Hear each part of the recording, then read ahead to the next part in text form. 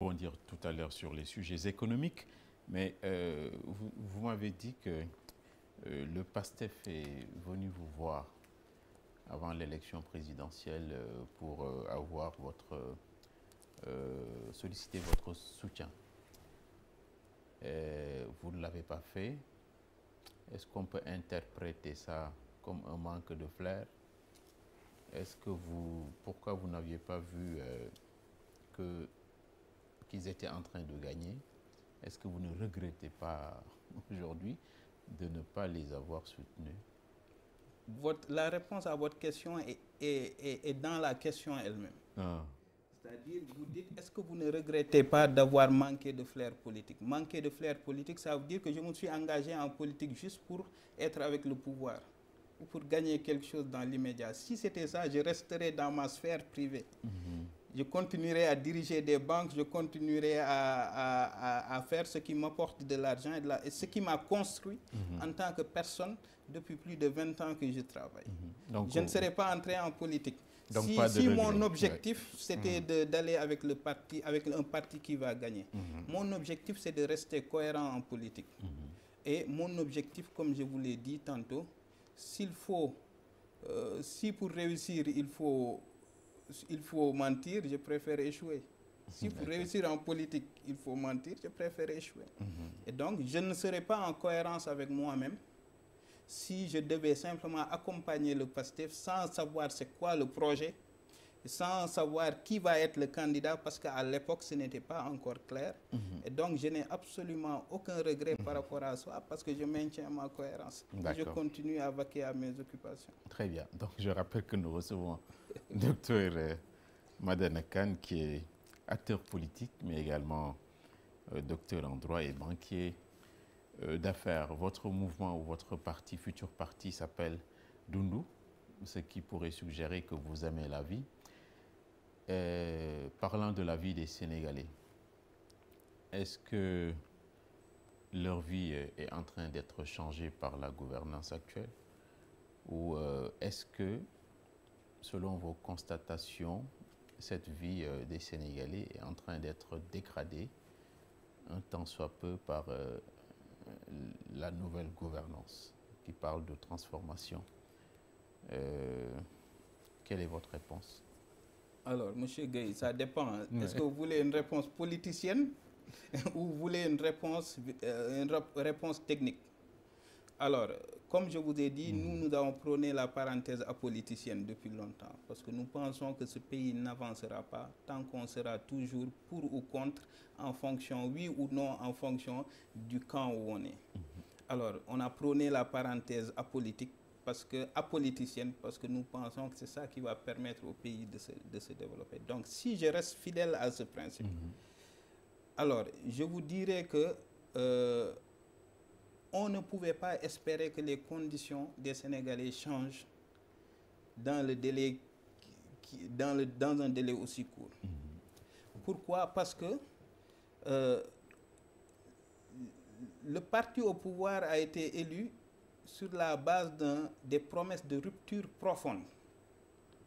Alors, des promesses de rupture profonde du modèle économique, des promesses de rupture profonde du modèle de financement de l'économie, et même de l'éthique en politique. Alors, si on part de l'idée que c'est sur la base de ces ruptures de transformation qu'on a élu le PASTEF, le président Bassirou Diomaye Faye, on ne peut pas espérer que les conditions des Sénégalais changent avant plusieurs années. C'est ça la vérité qu'il faut dire aux Sénégalais. Je vous donne des exemples très clairs et je vous demande, s'il vous plaît, de me laisser élaborer.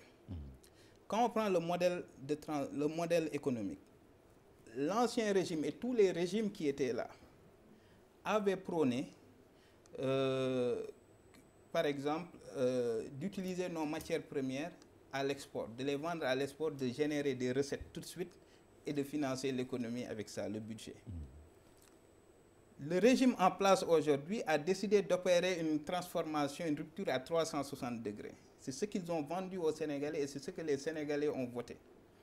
Ils ont dit que désormais, on passe d'une économie basée sur les recettes d'export à une économie industrielle basée sur la transformation de nos ressources ici. Donc une transformation industrielle. Qu'est-ce que ça veut dire? Ça veut dire que l'État a décidé de renoncer à des recettes d'export, donc à de l'argent frais immédiat. Et donc a décidé de miser sur le moyen et long terme à travers des industries. Alors si c'est ça, c'est moins de recettes pour l'État, donc moins de subventions pour les populations, moins de capacité pour l'État d'accompagner les populations dans les besoins immédiats, les populations vulnérables. Donc cette transformation d'un modèle où on gagne de l'argent tout de suite avec les ventes à l'export vers un modèle où on transforme nos matières premières désormais au Sénégal a l'incidence majeure que l'État aura moins de ressources, moins de capacités, et donc moins de capacités, les populations vont le sentir naturellement. Donc, pour répondre à cette première question. Deuxièmement, quand on prend le modèle de financement de l'économie, on est passé d'un régime, modèle de financement du budget, on est passé d'un gouvernement où on finançait le budget principalement à travers la dette. On emprunte, on ferait des infrastructures avec des implications sur l'écosystème économique du pays, les entreprises et autres. On est passé de ce modèle à un modèle que je peux résumer en moins de dettes, plus d'impôts. Alors, moins de dettes signifie quoi? Signifie que il y aura moins d'investissement public. Parce que l'ancien modèle, c'est que j'emprunte, peu importe, et j'investis, je dynamise l'économie.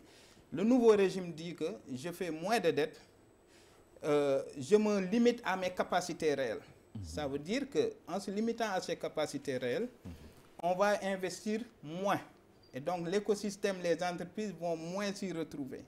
Et donc, ça veut dire quoi? La personne qui pouvait gagner de l'argent parce qu'en haut, il y a d'autres qui ont des marchés, autres marchés publics, ne va plus se retrouver dans ce schéma dans le court terme.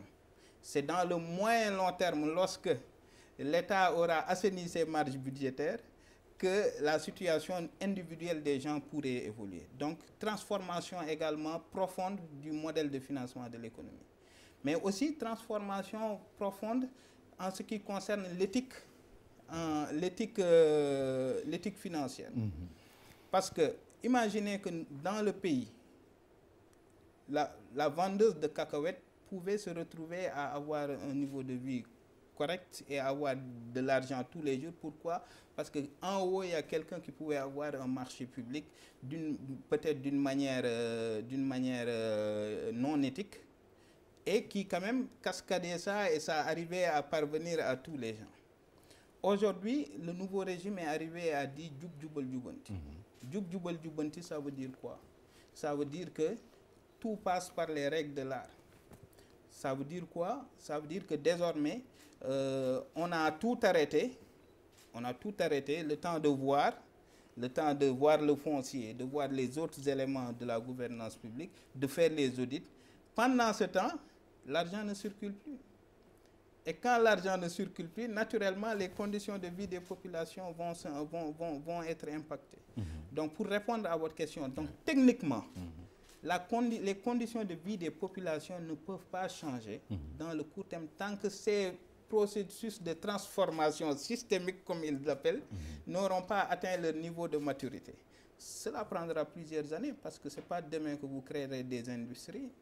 Ce n'est pas demain que vous aurez la capacité d'être un grand investisseur public avec seulement les impôts que vous collectez, parce que vous n'avez plus de marge de manœuvre pour emprunter, et vous ne souhaitez même plus faire de la dette le levier principal de financement de l'économie. Donc naturellement, tant que tous ces leviers, le processus de transformation systémique n'atteindra pas un niveau de maturité, les conditions de vie des populations ne se retrouveront pas améliorées dans le court moyen terme. C'est ça la vérité qu'il faut